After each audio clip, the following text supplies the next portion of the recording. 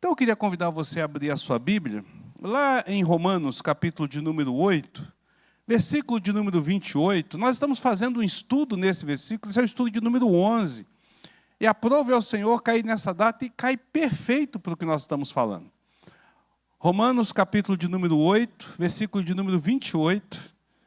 E o tema vai dar certinho para aquilo, porque o nosso tema é tudo para o seu bem. Então, Romanos 8, 28. Vamos fazer essa leitura junta, todos numa só voz? Vamos lá? Sabemos que todas as coisas cooperam para o bem daqueles que amam a Deus, daqueles que são chamados segundo o seu propósito. Amém. Pai amado, Deus santo, maravilhoso Senhor. Aqui estamos nós, como igreja do Senhor, nesse momento de gratidão, reconhecendo o teu cuidado, a tua graça e a tua misericórdia sobre nossas vidas. Pedimos ao Senhor que fale prontamente a cada um de nós.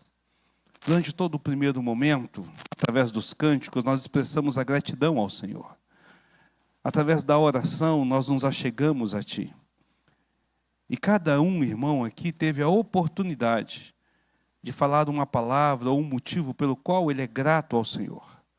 Agora, Pai, fala aos nossos corações e nos instrui e nos move para viver nesse momento especial diante de Ti, numa vida de constante adoração e reconhecimento, porque o Senhor tem feito muito mais do que nós merecemos.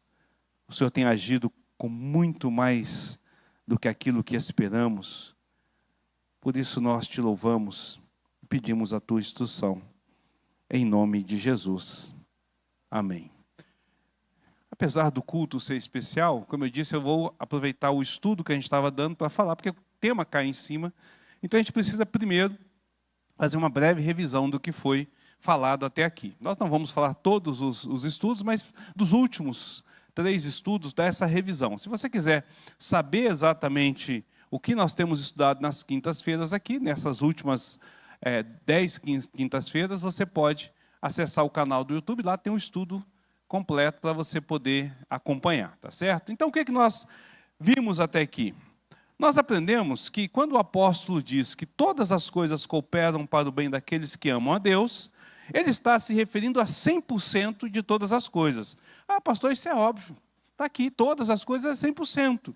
A grande questão é que muitas vezes nós não pensamos que esse 100% se referem às coisas melhores e às coisas piores, as coisas boas e as coisas ruins. Então, 100% de tudo que acontece em nossa vida vai cooperar para o nosso bem, As melhores coisas, e nós aprendemos aqui que nós temos que começar a olhar por aquilo que nós temos de melhor neste mundo. E as melhores coisas que tem, a melhor coisa que existe é o próprio Senhor. Não há nada melhor para as nossas vidas, não há nada de mais gracioso, bondoso, amoroso do que o próprio Senhor.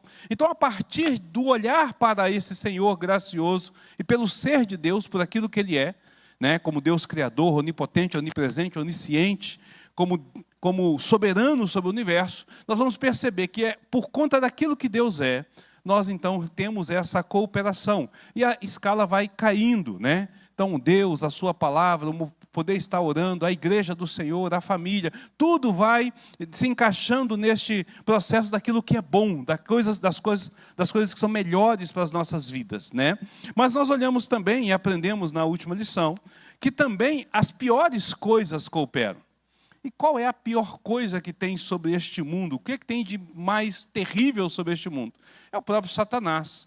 E Satanás vai cooperar, por incrível que pareça, para o nosso bem. O pecado vai cooperar para o nosso bem. A morte vai cooperar para o nosso bem. E aí, sucessivamente, tudo o que vai acontecer vai cooperar para o nosso bem.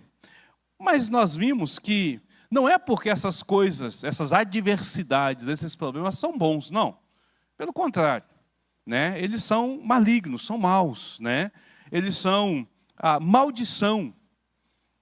A grande questão é que a mão sábia e soberana de Deus vai orientar e santificar esse momento e essa situação e essa realidade na qual nós vamos vivendo, transformando isso num instrumento para o bem moral.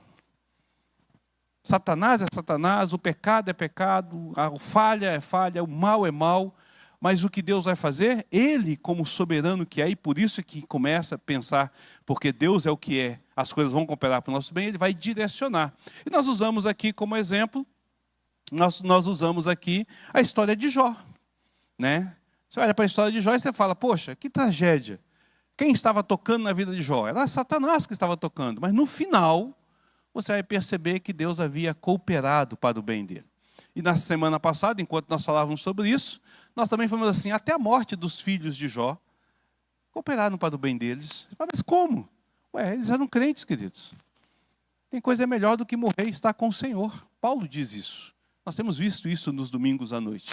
Então, até nisso, quando Satanás toca nos filhos de Jó, tira os filhos de Jó, para os filhos de Jó, também cooperou para o bem, porque eles estariam agora na melhor situação diante do Senhor. Então, essa é a grande realidade, né? E aí eu usei a ilustração do relógio, aquele relógio mecânico, não esse relógio digital, mas o mecanismo de um relógio mecânico. Se você abrir, você vai perceber que as engrenagens são postas com muita delicadeza ali, né? Então, há o pêndulo e as engrenagens que elas vão trabalhar para funcionar o ponteiro do relógio. Mas quando você abre, você vai ver que tem algumas engrenagens que rodam ao contrário do relógio.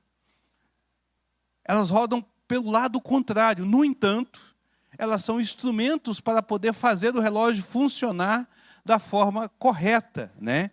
Então, as dificuldades que parecem obstruir o caminho dos fiéis, daqueles que servem ao Senhor, pela maravilhosa providência de Deus, vão acabar contribuindo para o nosso bem, porque Deus vai usar isso. Ele vai atuar dessa forma e agindo desta realidade. Hoje, o que eu quero compartilhar com os irmãos, por esse motivo de gratidão, é a grandiosa razão de tudo cooperar para o nosso bem. Há uma grandiosa razão de tudo cooperar pelo nosso bem.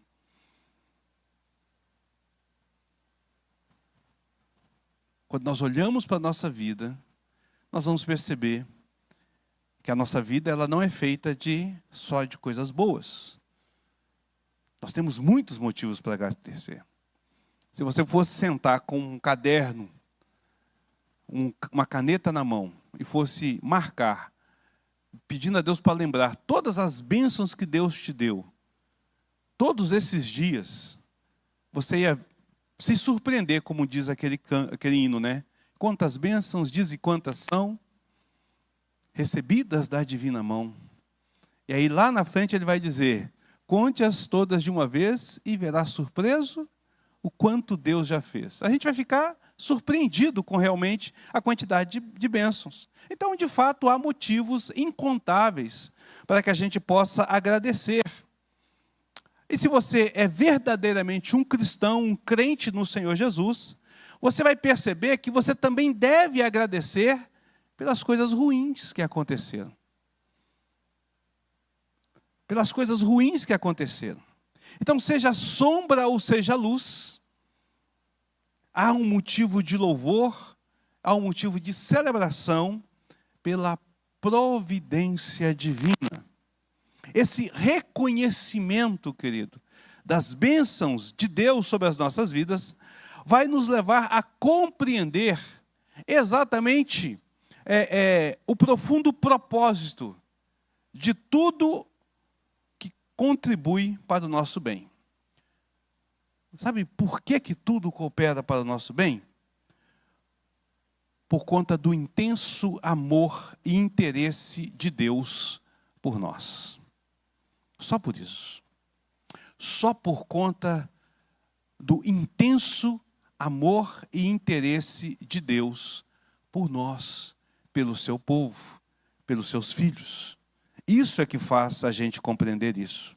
Deus faz uma aliança com o seu povo, uma aliança sagrada.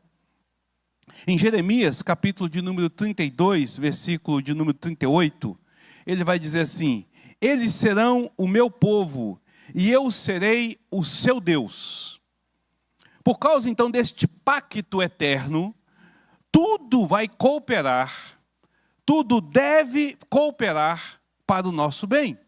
Deus irá, porque Ele é Deus, porque Ele é soberano, porque Ele governa, porque Ele criou os céus e a terra, porque Ele direciona todas as coisas, porque a rédea da história está em suas mãos.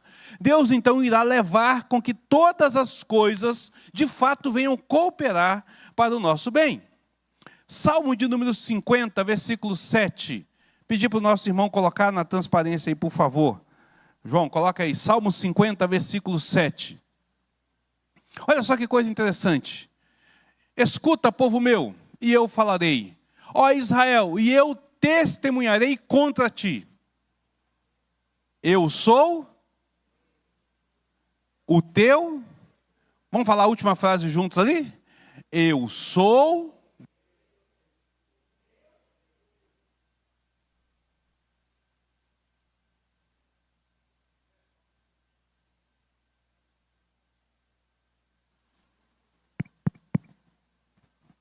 Acabou a pilha aqui. Obrigado. Eu sou Deus, o teu Deus. A frase, eu sou o teu Deus, resplandece maravilhosamente pelas páginas das Sagradas Escrituras. Ela tem uma significância, ela tem uma exuberância, ela tem uma sublimidade, por conta daquilo que ela traz, por conta daquilo que ela faz. Você tem uma noção, ao longo de toda a Bíblia, essa frase, eu sou o teu Deus, ela vai aparecer conforme as suas variações, né? Ou seja, tendo esse significado, eu sou o teu Deus, mas não necessariamente na mesma condição, mas nas variações dela, ela vai aparecer 40 vezes. 40 vezes Deus se dirige a nós, nas suas Sagradas Escrituras, para dizer, eu sou o teu Deus. Nos 66 livros, por 40 vezes Deus vai fazer questão de enfatizar esta realidade sobre cada um de nós. Essas declarações, elas são repetidas em diversos contextos, em diversas situações. Aqui neste salmo, Deus está dizendo isso para repreender o povo. Olha, porque eu sou o seu Deus, eu vou agora arguir contra vocês. Mas em outros textos, ele está dizendo para trazer promessas de Deus. Em outros locais, ele está dizendo para nos apontar o que nós devemos fazer, a forma como nós devemos de viver. Há muitos exemplos e muitas formas pelo qual ele está dizendo. Mas a grande questão é que Deus sempre vai usar esta frase, esta realidade de que Ele é o nosso Deus, para poder enfatizar, para poder reafirmar a aliança que Ele tem para conosco. Ele fez uma aliança para conosco, aonde Ele diz, eu vou ser o teu Deus, e vocês serão o meu povo. Ele fez um compromisso com os fiéis. Então, seria impossível, irmãos, a gente relacionar Deus e seu povo, sabendo quem Deus é, sem entender que de fato Deus iria dirigir as coisas para o nosso bem. Entende o que eu estou querendo dizer? O que eu estou querendo dizer é que as coisas vão cooperar, não é porque a gente é alguma coisa. As coisas vão cooperar, não é porque a gente é bonzinho, ou somos mais bonitos do que os outros. As coisas vão cooperar, não é porque nós temos alguns passos e algumas atitudes que vão fazer isso acontecer. Não, as coisas irão cooperar, porque Deus fez um compromisso de ser o nosso Deus. Só por isso. Pelo fato dele fazer esse compromisso, ele irá cumprir a sua palavra. O nosso irmão Davi, ele agradeceu pelas promessas cumpridas e as que irão se cumprir. E Deus tem promessas para a sua igreja, para o seu povo. E Deus tem promessa para cada um de nós.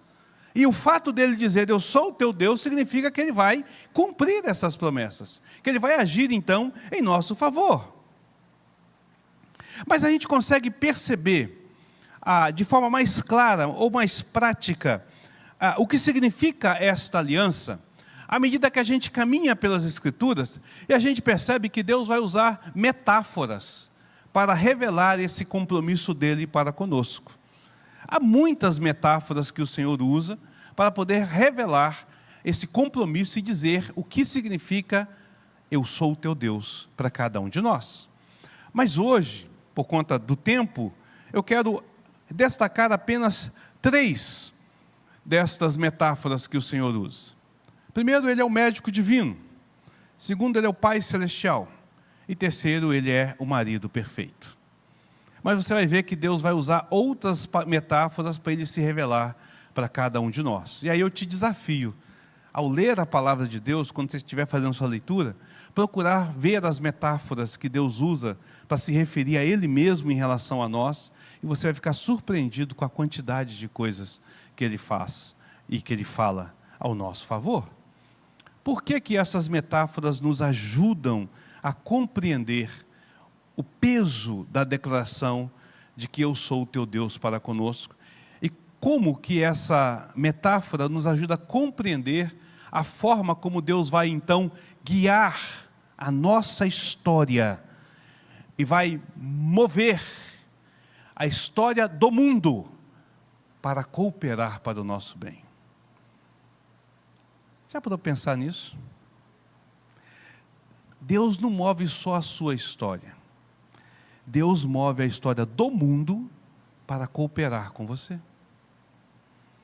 O mundo inteiro gira, e isso é que faz de Deus o poderoso que Ele é. Por cada detalhe, cada situação da sua vida, Deus irá girar o mundo para que possa cooperar para o seu bem. Como que Deus faz isso? Quando Deus se declara, eu sou o seu Deus, Ele assume então o papel do médico divino, curador das nossas almas, dos nossos corações.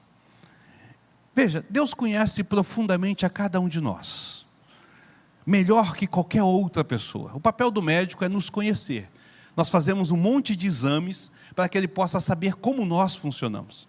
Ele estuda anos e anos, se especializa em uma determinada matéria, para Ele poder compreender o funcionamento do nosso corpo. Então um cardiologista vai estudar o coração afinco. Se você vai até ele vai te passar exames detalhados sobre aquilo que ele entende que você precisa de saber, porque ele quer saber exatamente como você funciona. Então ele sabe como o coração funciona, e depois ele vai saber como o seu coração funciona.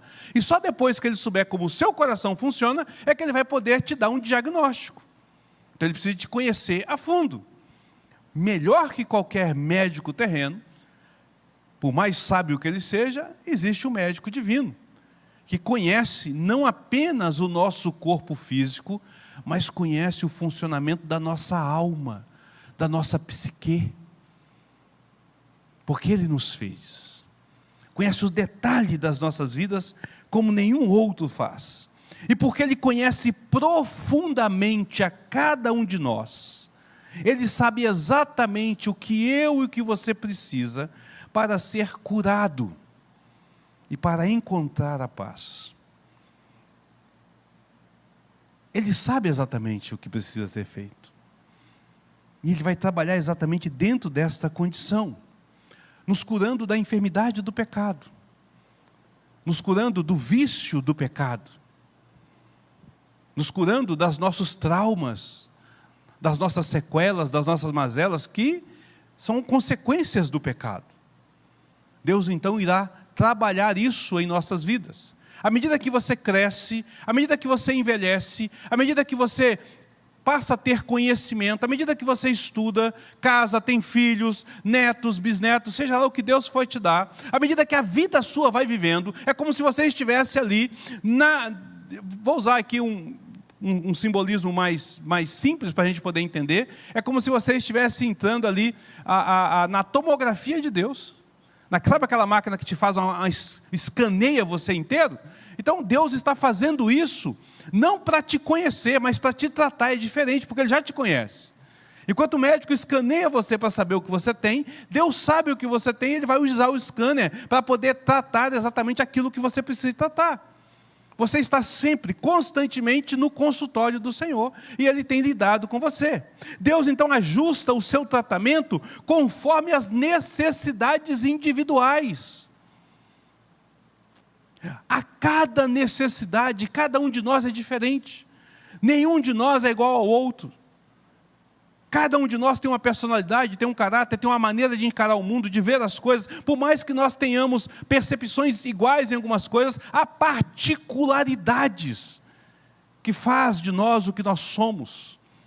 Porque senão nós não seríamos únicos. Então essas particularidades Deus conhece cada uma, e aí Deus vai usar o tratamento necessário para cada um ser tratado e ser curado e encontrar a paz necessária. Então, para alguns, eles respondem melhor com a ternura, e Deus irá de usar da ternura para com ele. Com outros, entretanto, Deus irá de usar com a misericórdia, porque é o melhor tratamento para a vida dele. Enquanto que outros, Deus precisa de ser mais enérgico, com uma postura mais firme. Percebe?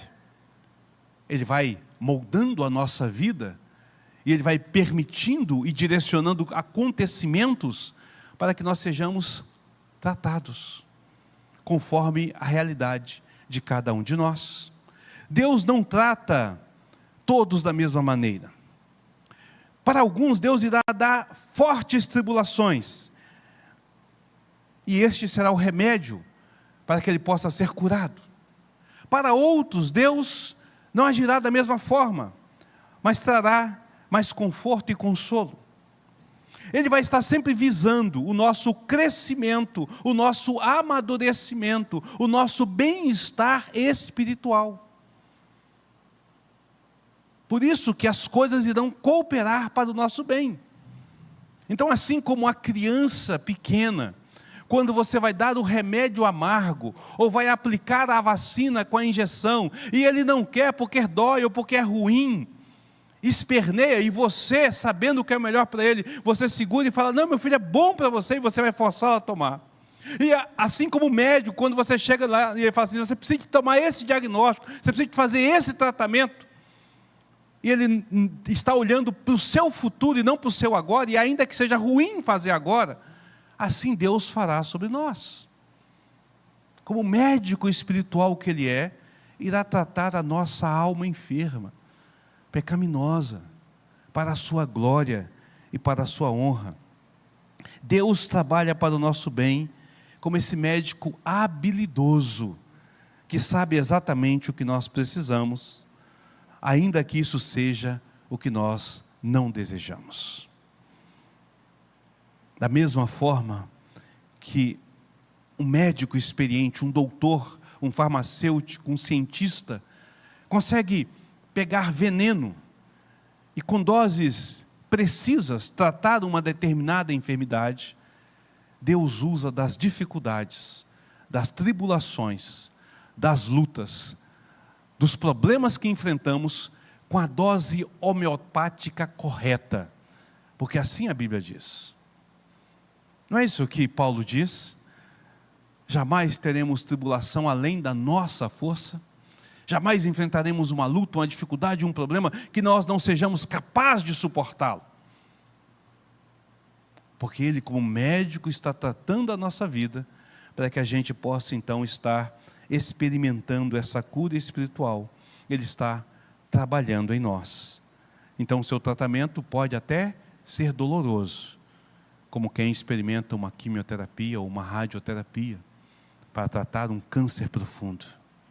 Ou mesmo uma amputação, uma cirurgia para tratar de alguma coisa. Talvez Deus irá fazer isso sobre as nossas vidas, com grandes tribulações, com grandes dores, com grandes dificuldades, mas isso será para o nosso bem, porque a ação de Deus visa o nosso aperfeiçoamento e a nossa vida diante dele. Entende isso, irmãos? Percebe como a metáfora do médico vai agir? E você vai encontrar vários textos na Bíblia que Deus vai dizer que Ele é quem nos cura, que Ele é o bálsamo de Gileade, né? Que Ele é quem trata as nossas vidas, mostrando exatamente isso. Então Ele usa essa metáfora do médico para poder mostrar que todas as coisas cooperam para o nosso bem. Amém? É um estudo, pergunta ou comentário? Tranquilo aqui? Segunda metáfora. A expressão eu sou o teu Deus inclui a relação de um Pai Celestial. Inclui a relação de um Pai Celestial. Um pai ama o seu filho. Então, quer seja por uma palmada ou por um sorriso, ele o fará para o bem do seu filho. Deuteronômio 8:5. Deuteronômio 8:5. Abre aí, por favor. Cadê o João? Deuteronômio 8:5.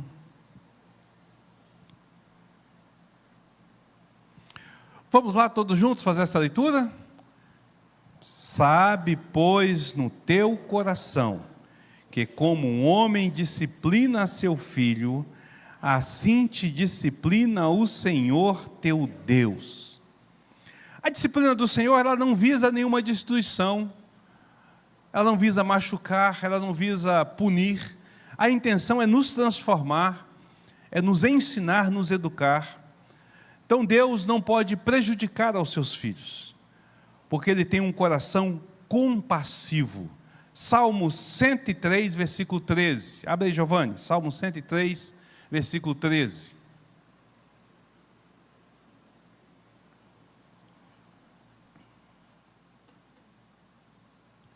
Como um pai se compadece de seus filhos, assim o Senhor se compadece dos que o temem.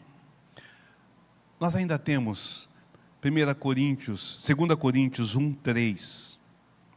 2 Coríntios 1:3. Bendito seja o Deus e Pai do nosso Senhor Jesus Cristo, o Pai de misericórdia e Deus de toda consolação. Aqui diz que Deus é misericordioso para conosco. Então Deus é compassivo, Deus irá nos disciplinar, Deus é misericordioso para conosco, e desta forma então Ele vai agir com suas gentilezas, com suas bênçãos, e até com seus agrados, com seus mimos para conosco. Assim como um pai irá fazer, cuidando do seu filho, um pai que ama irá fazer isso, né? Quando for necessário ser enérgico para disciplinar, ele irá discipliná-lo, mas ele irá dar o carinho, dar o amor e até dar mimos para ele. Deus também trabalha conosco da mesma forma, né? Isaías 9, versículo 6, tem algo ainda maravilhoso, porque ela vai dizer que Ele é o Pai da eternidade. E aí é interessante, porque se Ele é o Pai da eternidade, significa que Ele é um Pai eterno, que está acima da própria eternidade. Sabe o que isso significa, queridos? Que nós nunca ficaremos órfãos.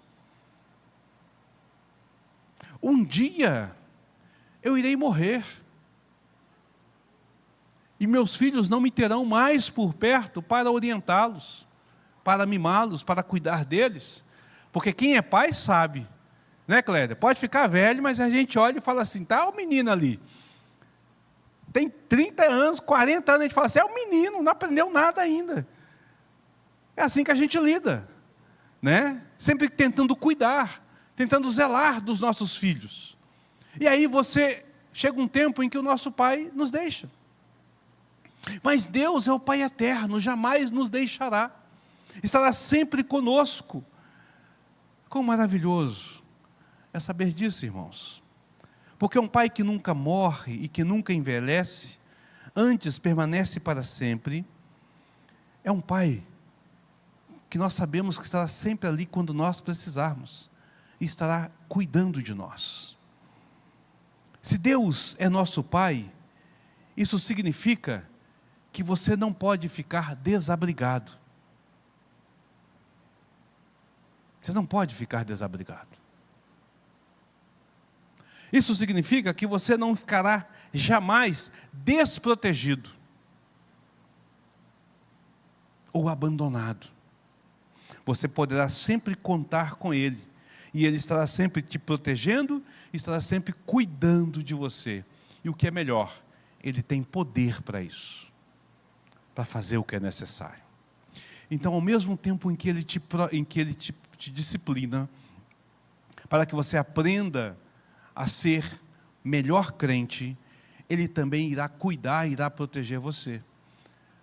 Por isso que nós podemos usar também aquele versículo que Paulo diz, que nós não teremos tentações além das nossas forças. Não é só porque Deus irá usar como médico a tentação na dose correta, é que como pai Ele não deixará o seu filho ser prejudicado, jamais deixará passar o limite. Olha para a história de Jó. A história de Jó é fantástica. No primeiro encontro que tem Satanás com Deus, Deus diz assim: você pode tocar em tudo que tem, menos nele. E Satanás vai e tira tudo que ele tem, mas não toca nele. Na segunda vez, Deus fala: você pode tocar nele, mas não pode tocar a vida dele. E a doença cai sobre a vida dele. E ele recebe moléstias, mas a vida não é perdida. Deus o limita. Deus limita a ação de Satanás. Assim como nós, quando pegamos o nosso filho pequeno e sabemos que para ele aprender a caminhar, ele terá que cair, e nós não poderemos protegê-lo da primeira queda, mas nós iremos protegê-lo da queda que o mata, que o fere. Nós daremos limites para os nossos filhos, mas limites, expandiremos os limites dos nossos filhos, mas ainda terão limites. Enquanto eles estiverem sob nossa guarda, nós iremos guiá-lo da melhor maneira. E Deus é o nosso guia eterno nesse contexto. Por isso que todas as coisas cooperam, meus queridos. Porque como um pai, então ele irá proteger, irá cuidar, irá zelar, e quando nós o desobedecermos, irá nos disciplinar para o nosso bem. Nada acontecerá sem que isso seja para o nosso bem. Entenderam isso? Pergunta ou comentário? Não? O Davis ali. Tá ok? Continuando naquele salmo, né? Diz lá que ele sabe que nós somos pó. Isso é tão reconfortante, porque nessa vida a gente encontra muita coisa que a gente vê com muita dificuldade, por mais que a gente possa se esforçar, por mais que a gente tente. E ler aquele salmo, hoje mesmo no grupo da diaconia a gente leu esse salmo, né?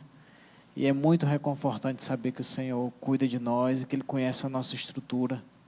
Sabe que nós somos 100% dependentes dele. Independente de, às vezes, a gente se achar, né, muito... Igual criança, né? Eu dou conta, papai, eu dou conta. Verdade. Exatamente. Mas nós temos ainda uma terceira e última metáfora. As sagradas letras, a palavra do Senhor, ela diz que Deus é o amado de nossas almas. Então Deus é o marido perfeito para a sua igreja. Marido perfeito para a sua igreja. Efésios capítulo 5, versículos 31 e 32. Efésios 5, 31 e 32.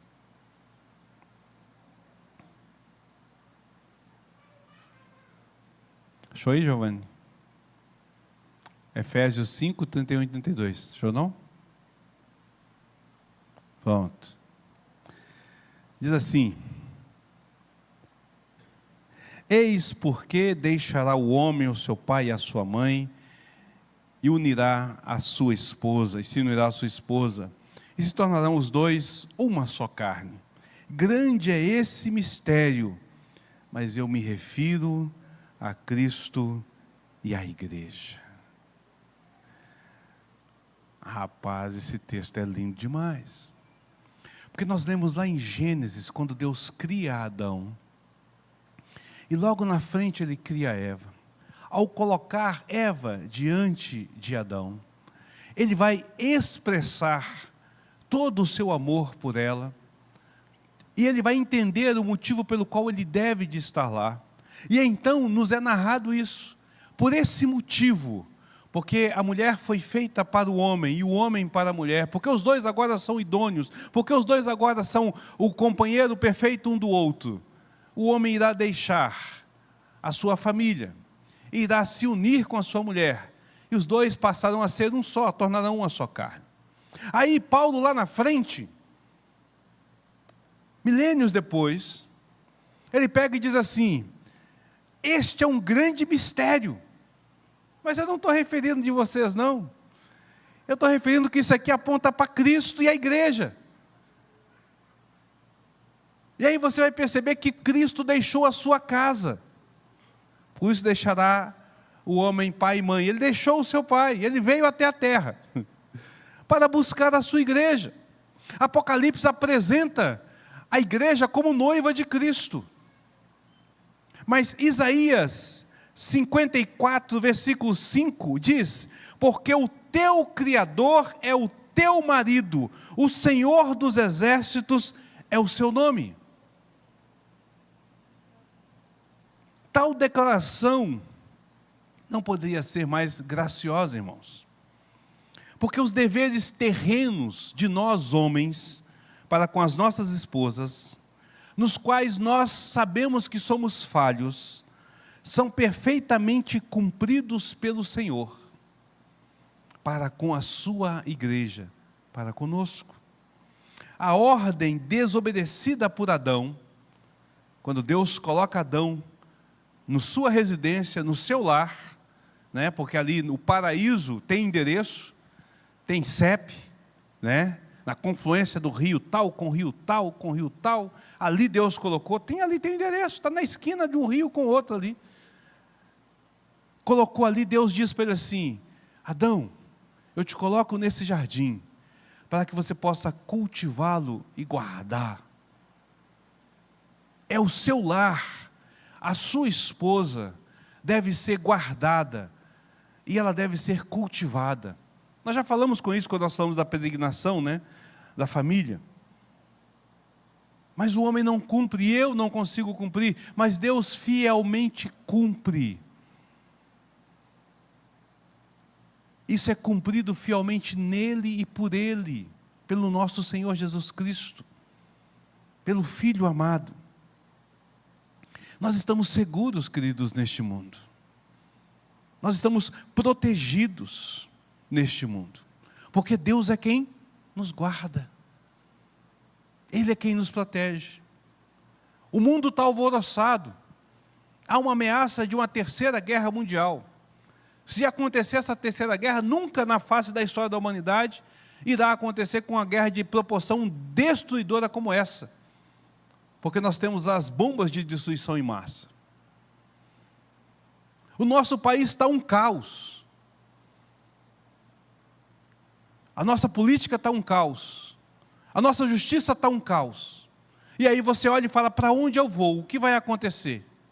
Mas aí Deus diz que Ele protege a sua amada.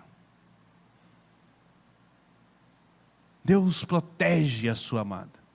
Não da forma como o mundo pensa, não da forma como o mundo age, mas da melhor forma possível, preservando a nossa vida para a eternidade. Ele nos dá o seu próprio Espírito para habitar em nós, para que nós possamos então ser também providos. Ele não apenas nos protege, como Ele provê o alimento para a nossa vida. Lembra da tentação de Jesus? 40 dias, 40 noites sem comer, está ali no deserto, um local terrível, escaldante. durante o dia calor, durante a noite frio, animais peçonhentos, local desconfortável. E aí Jesus teve fome. O diabo chega perto dele e fala: se você é o Filho de Deus, transforma essas pedras em pães. Qual é a resposta do Senhor Jesus? Nem só de pão viverá o homem, mas de toda a palavra que procede da boca de Deus. A provisão nossa vem daqui. É aqui que nós somos sustentados. Como diz o reverendo Jeremias, aqui que tem sustância. É aqui que nós enchemos a nossa barriga espiritual. E nós só fazemos isso por conta do Espírito Santo que age sobre cada um de nós, que revela a palavra ao nosso coração, que nos dá o entendimento para compreender aquilo que o Senhor tem dito. Veja, nós temos abundância no Senhor. Pode faltar o arroz lá, mas a palavra nunca faltará. Eu posso não conseguir comer aquela carne que eu tanto sonhei, mas nunca deixarei de receber o tutano do Espírito Santo sobre a minha vida. Nunca deixará de ser provida a minha alma e ela ficará saciada. Lembra do Salmo 23? O Salmo 23 diz que nós somos guiados a pastos verdejantes e a torrentes de águas tranquilas. Alimento necessário, água necessária, tudo o que é preciso, e a proteção está ali em volta, nos guardando de tudo aquilo que pode acontecer conosco. Estamos seguros, estamos providos, e nada nos falta daquilo que é essencial.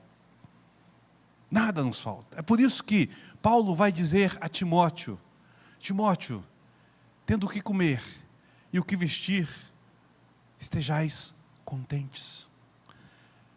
Estejais contentes, esteja satisfeito, realizado, pleno, porque você já tem tudo o que você precisa, não precisa de mais nada.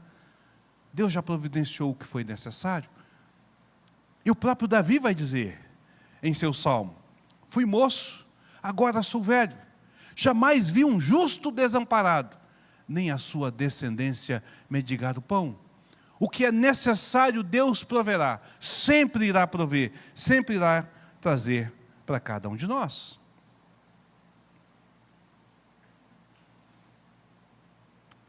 Temos o seu perfeito e abundante amor. O livro de Cantares. Todos os teólogos sérios entendem que a história de Cantares é uma história do amor de um homem com uma mulher. E essa é uma metáfora do relacionamento de Deus com a sua igreja. Mostrando um amor maravilhoso, belo, lindo, que nenhum outro homem poderá viver com a sua esposa, mas que Cristo vive com a sua igreja. O cuidado, o zelo, o carinho, enxergando a sua beleza, cuidando da sua beleza. Então nós temos o seu amor abundante sendo derramado sobre nossas vidas, seja na saúde ou na doença, na riqueza ou na pobreza, na tristeza ou na alegria.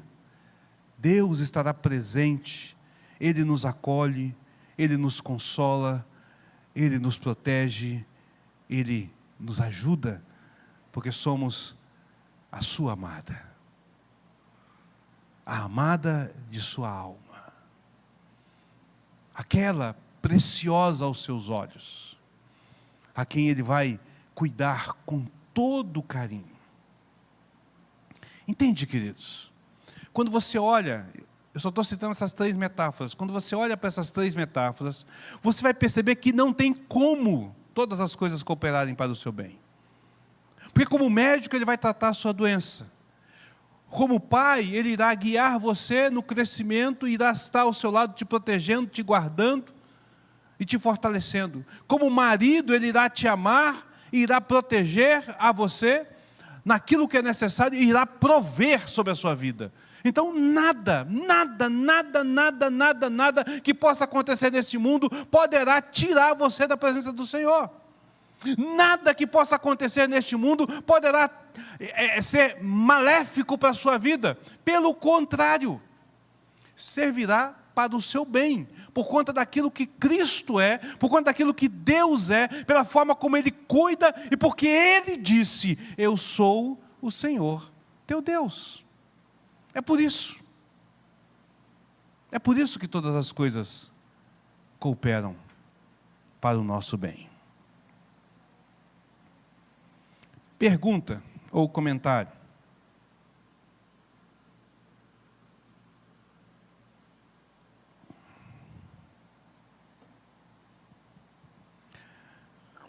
Meu querido,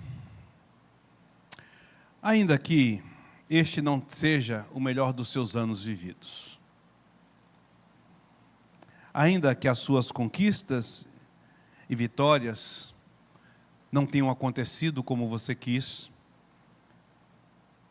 e haja aparentes derrotas segundo o mundo,